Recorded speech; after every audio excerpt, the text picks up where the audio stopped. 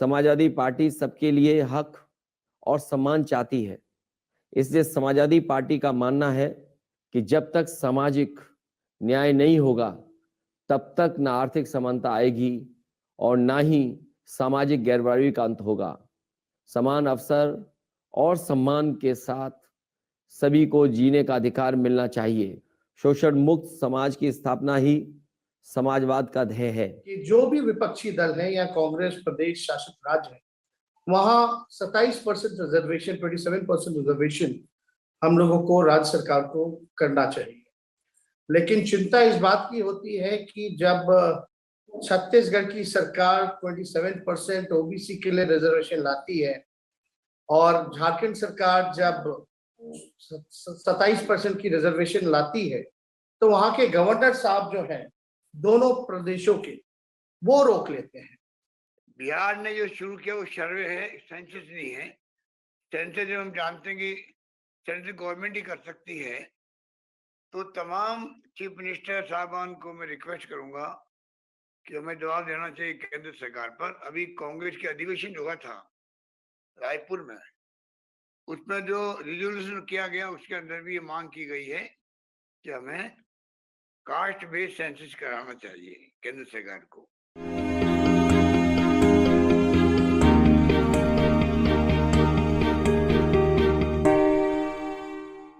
Respected M K. Stalin ji, Hemant Soren ji, chief minister Jharkhand, Kanimozhi ji, Tejashwi Yadav ji, deputy chief minister Bihar, respected Veerappa Moily ji, ex chief minister Karnataka, D Raja ji, senior leader CPI, mister Wilson ji, member parliament DMK. सबसे पहले मैं all India federation of social justice के organise करने पर मैं आपको बधाई देना चाहता हूँ। सामाजिक न्याय जो है सदियों से संघर्ष के लिए रहा है।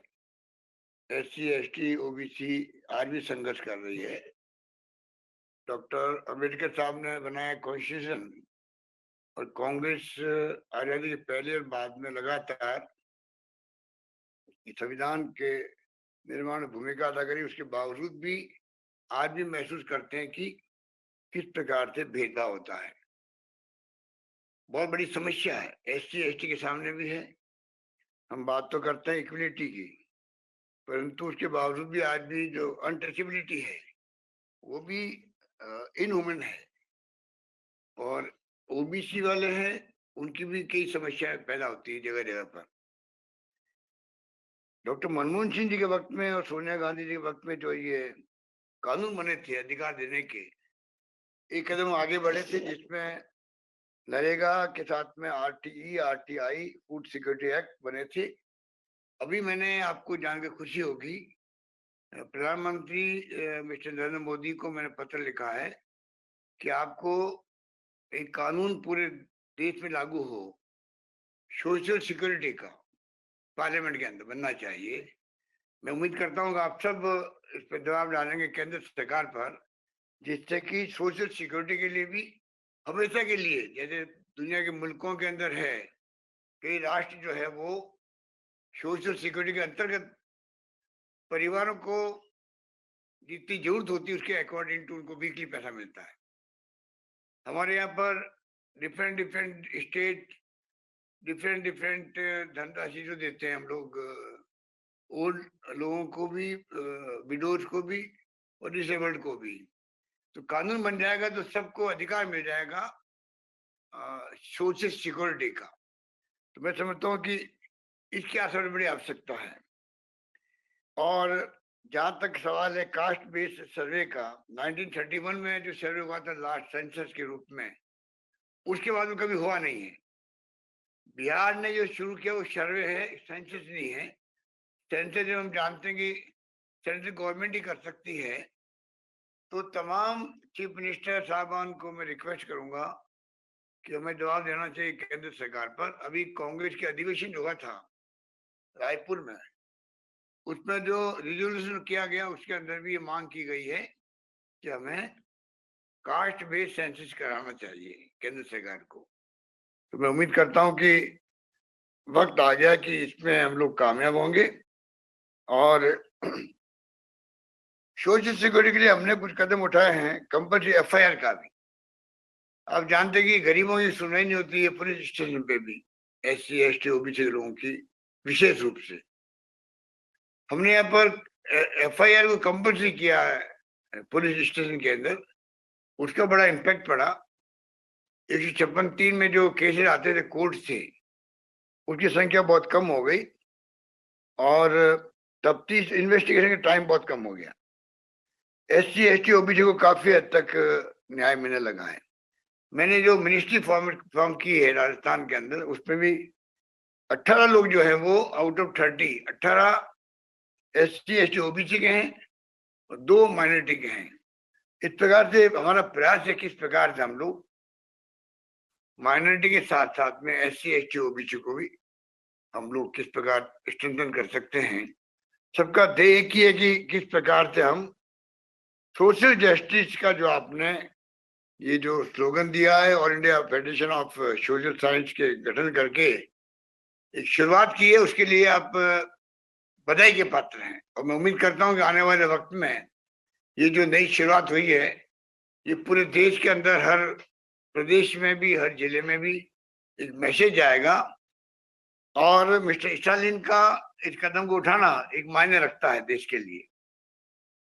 मैं समझता हूं कि हमारी कांग्रेस पार्टी भी, अन्य पार्टी मिलकर के सोशल जस्टिस कैसे मिले हर व्यक्ति को, जो सपना डॉक्टर अम्बेडकर का भी था, कई नेताओं का भी था, कई महापुरुषों का भी था देश के अंदर, चाहे वो महाराष्ट्र के हो, तमिलनाडु के हों या देश के किसी भाग के हों, उन सबका सपना पूरा करने के लिए मिस्टर स्टालिन, आपको मैं बहुत बहुत बधाई देना चाहता हूँ। उम्मीद करता हूँ कि आपका जो ये पहल किया आपने, उसमें आपको सबका सहयोग मिलेगा। इस काम को हम लोग और मजबूती से आगे बढ़ा पाएंगे। धन्यवाद आपका, बहुत बहुत धन्यवाद। I wholeheartedly welcome everyone present in All India Federation for Social Justice, First National Conference. अभी पूर्व में जितने भी वक्ताएं थे, उन सब की बातें जो है हम सुन रहे थे और बड़ी खुशी हुई इस बात को लेकर के कि सभी लोग जो हैं इस बात को बोल रहे हैं कि कास्ट सर्वे जो है वो होना चाहिए, कास्ट सेंसस जो है वो होना चाहिए। मैं आप सब लोगों को बता दूं कि जो हमारी महागठबंधन की सरकार है, वो हम सब लोगों ने मिलकर के कास्ट बेस्ड सर्वे कराने का ऐलान किया और इसकी शुरुआत जो है हो चुकी है। और इसकी लड़ाई हमारे पिता आदरणीय लालू जी ने हर मुकाम पे लड़ा है, सड़क से संसद तक इसकी लड़ाई लड़ी। और क्योंकि राज्य सरकार जो है कास्ट सेंसस जो है नहीं करा सकती है, इसलिए हम लोगों ने सारे पहलुओं को देखते हुए हमारी सरकार ने फैसला किया कि कास्ट बेस्ड सर्वे जो है वो कराई जाए।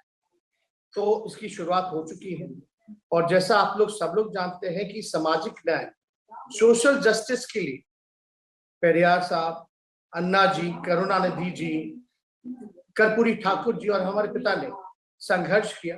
कई मुकाम माइलस्टोन्स जो हैं हम लोगों ने लागू जो है हम लोगों ने पाया है, मुकाम जो है पाए हैं, और भी हम लोगों का कई संघर्ष करने की जरूरत है और काफी चीजें मुकाम पाना, हासिल करना अभी बाकी है। और अभी हेमंत सोरेन साहब यहाँ बैठे हुए हैं।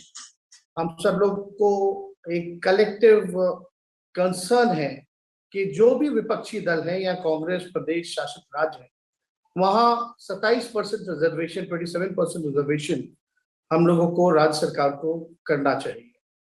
लेकिन चिंता इस बात की होती है कि जब छत्तीसगढ़ की सरकार 27% ओबीसी के लिए रिजर्वेशन लाती है और झारखंड सरकार जब 27% की रिजर्वेशन लाती है, तो वहां के गवर्नर साहब जो हैं दोनों प्रदेशों के, वो रोक लेते हैं।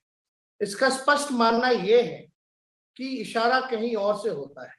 और मैं फारूक अब्दुल्ला जी की बात से टोटल सहमत हूं कि जब तक सत्ता में, दिल्ली के सत्ता में जो लोग काबिज हैं, जिनकी विचारधारा जो है आरएसएस की है, और जब तक उनको हटाया नहीं जाएगा, सत्ता से बेदखल नहीं किया जाएगा, तब तक हम लोगों को पिछड़ों का, गरीबों का अधिकार नहीं मिलेगा। और इसके लिए हम सब लोगों को लड़ाई लड़ने की जरूरत है। अपने अपने ईगोस को दूर रख करके, एक हो करके लड़ाई जो है वो लड़ना चाहिए।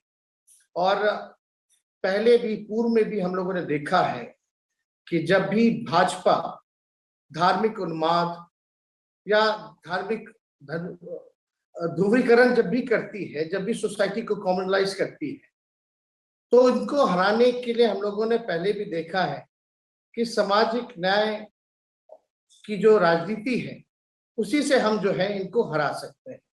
और सबसे बड़ी आबादी जो है सब लोग जानते हैं कि किसकी है। तो एक बार जब कास्ट बेस्ड सर्वे बिहार में हमको लगता है कि मई के 1-2 महीनों में जो है ये पूरा आ जाएगा, तो उसी हिसाब से हम अपनी सरकार की योजनाएं जो है वो बनाने का काम करेंगे।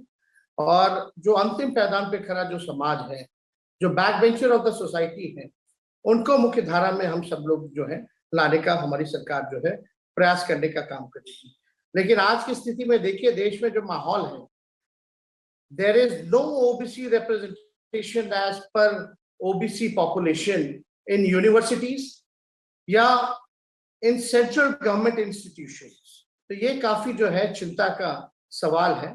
जहां यूनिवर्सिटी में देख लीजिए तो ओबी पॉपुलेशन के हिसाब से हम लोगों का रिजर्वेशन नहीं है। जितने सेंट्रल इंस्टीट्यूशंस हैं वहां रिप्रेजेंटेशन हमारा जो होना चाहिए वो नहीं है। और आप देखिएगा जुडिशरी में हम लोगों की भी मांग लगातार रही है कि जुडिशरी में रिजर्वेशन जो है वो होना चाहिए। और मेरे मानना है कि ओबीसी कोटा को as per OBC population increase करना चाहिए। तो इसकी लड़ाई जो है हम सब लोगों को मिलकर के जो है वो लड़ना है। और साथ ही साथ आप देखिएगा कि सारी सत्ता में बैठे हुए, दिल्ली में बैठे हुए जो लोग हैं, वो एंटी ओबीसी तो है ही, एंटी सोशल जस्टिस तो है ही, एंटी रिजर्वेशन भी है। और आज जितने इंस्टीट्यूशंस हैं जहां भी रिजर्वेशन लागू होते थे, जो ओबीसी हो, एससी हो, एसटी हो, जिनको रोजगार में रिजर्वेशन मिलता था, नौकरियां मिलती थी, आज वैसे सारे इंस्टीट्यूशंस को प्राइवेटाइज कर दिया जा रहा है। जब सरकारी संस्थाएं जब प्राइवेटाइज हो जाएंगी तो आरक्षण का क्या महत्व रह जाएगा? कोई मतलब नहीं रह जाएगा। और आज देखा ही जा रहा है कि सारे, चाहे बीएसएनएल हो, रेल हो, सेल हो, भेल हो, हर एक चीज को जो है बेच दिया जा रहा है। तो इसलिए अब सबसे ज्यादा महत्वपूर्ण ये आ जाता है कि इनको तो हराना है आने वाले 2024 के चुनाव में, लेकिन साथ ही साथ हम सब लोगों को मिलकर के लड़ाई जो है, अभी डी राजा साहब बता रहे थे कि प्राइवेट सेक्टर में रिजर्वेशन जो है हम लोगों को उसके लिए मिलकर के संघर्ष करने की जरूरत है। और जब तक प्राइवेट सेक्टर में रिजर्वेशन नहीं होगा तब तक लोगों को जो है इंसाफ और जो है नहीं मिलेगा। और बड़ी खुशी की बात है कि आज सब लोग जो है ये पहला नेशनल कॉन्फ्रेंस में, इसमें मैं धन्यवाद देना चाहता हूँ तमिलनाडु के चीफ मिनिस्टर स्टालिन साहब का कि उन्होंने इसके लिए बहुत पहल की है। विल्सन साहब का मैं ऐश्वर्या जी का धन्यवाद करना चाहता हूँ, वीरमणि जी का धन्यवाद करना चाहता हूँ कि जब जब ये याद करते हैं हम हमेशा मौजूद रहते हैं। और ये पिछले साल जब हमारी मीटिंग हुई थी उसमें ये निर्णय लिया गया था कि अगले बार से जो है नेशनल कॉन्फ्रेंस हम लोग जो है करेंगे। तो आज इसकी शुरुआत हुई है, तो मुझे बड़ी खुशी हुई कि पहल जो है, गाड़ी जो है आगे बढ़ी है और मिलकर के लड़ाई लड़ना है और अपने लोगों को अधिकार की लड़ाई जो है वो लड़ करके उनको अधिकार हम लोग मिलकर के दिलाएंगे। तो सभी लोगों को, यहाँ मौजूद कॉन्फ्रेंस में जितने लोग हैं, सब लोगों का मैं अभिनंदन करता हूँ, आप सब लोगों का स्वागत करता हूँ, सलाम करता हूँ। और ज्यादा समय ना लेते हुए हम अपनी बातों को यहीं समाप्त करते हैं। आप सब लोगों का बहुत बहुत धन्यवाद। जय हिंद। को सभी के लिए एवरीथिंग फॉर एवरीवन के उद्घोष के साथ all India federation for social justice की स्थापना का सत प्रयास सराहनीय है। तमिलनाडु के मुख्यमंत्री और डीएम के माननीय अध्यक्ष श्री एम के स्टालिन ने सामाजिक जागरूकता के लिए जो पहल की है वह सामाजिक न्याय की शक्तियों को एकजुट करने में सार्थक साबित होगी। दक्षिण भारत में श्री पेरियार ने जिस सामाजिक आंदोलन की अलग जगाई उससे अछूता उत्तर भारत भी नहीं रहा था। तमिलनाडु के तत्कालीन मुख्यमंत्री श्री करुणानिधि और उत्तर प्रदेश के तत्कालीन मुख्यमंत्री श्री मुलायम सिंह यादव की भी मुलाकात हुई थी। उन नेताओं की भेंट का ऐतिहासिक और राजनीतिक महत्व कम नहीं आंका जाना चाहिए। डॉक्टर राम मनोहर लोहिया ने जिस सामाजिक न्याय की अनिवार्यता पर बल दिया था, समाजवादी पार्टी की उसके प्रति अटूट प्रतिबद्धता रही है। डॉक्टर लोहिया ने पिछड़ों के लिए संसोपा ने बांधी गांठ, पिछड़े पावे 100 में 60 की सामाजिक व्यवस्था के साथ ही विशेष अवसर के सिद्धांत का भी प्रतिपादन किया था, जो संविधान में आरक्षण का आधार बना। समाजवादी पार्टी समानता, सामाजिक न्याय तथा आत्मसम्मान के लिए लड़ाई में हर कदम पर सहभाग के लिए प्रतिबद्ध है।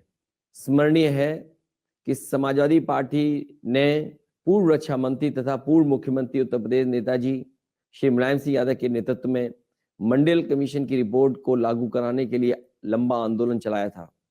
हजारों समाजवादी कार्यकर्ताओं ने जेल यातनाएं सही, तब जाकर के मंडल कमीशन की रिपोर्ट लागू हो सकी।